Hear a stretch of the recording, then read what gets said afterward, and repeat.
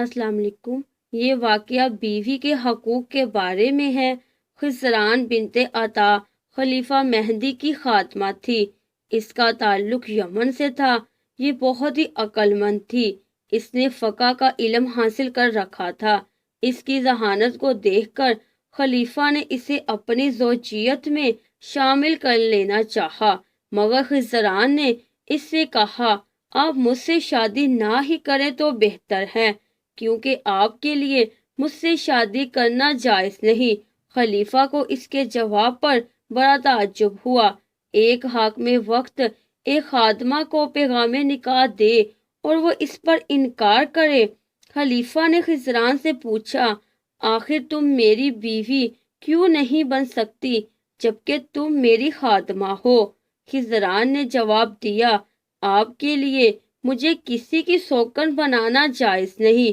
خلیفہ نے جب خسران سے شادی کے لیے اصرار کیا تو اس نے کہا کسی عالم دین سے پوچھ لیں کہ آپ کے لیے مجھ سے شادی کرنا کیوں جائز نہیں۔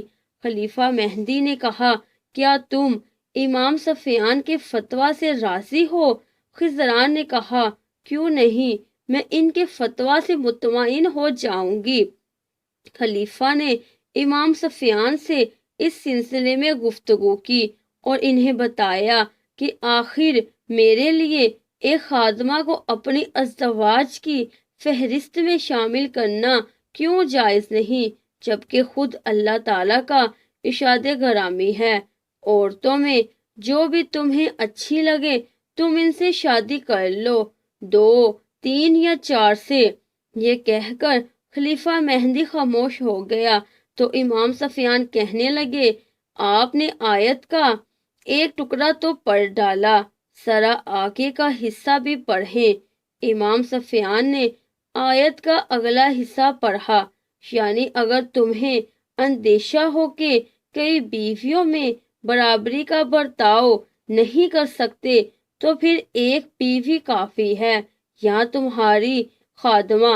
امام سفیان نے خلیفہ کو سمجھا دیا کہ آپ خسران کو اپنی بیوی بنا کر اس کے ساتھ انصاف نہیں کر سکتے، اس لیے آپ کو بحیثیت خادمہ رکھنا ہی بہتر ہے۔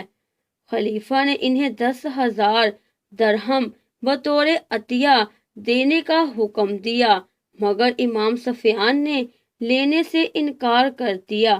خسران کی بات خلیفہ کو اچھی طرح ذہن نشین ہو گئی کہ وہ اگر خسران کو بیوی بنائے گا تو اس کے ساتھ پورا انصاف کرنا ہوگا، اس کے ساتھ دوسری بیویوں کی طرح یکساں سلوک کرنا ہوگا اور اسے بھی تمام ازدواجی حقوق مہیا کرنا ہوں گے۔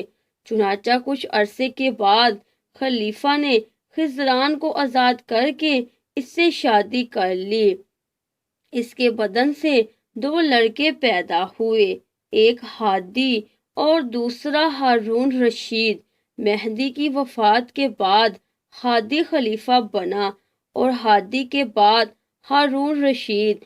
خسران نے اپنے بیٹے ہارون کے عہد خلافت میں بیت اللہ کا حج ادا کیا اور نیکی کے کاموں میں اور حاجت مندوں کی مدد میں ایک بڑی رقم اللہ کی راہ میں اپنے ہاتھوں سے تقسیم کی۔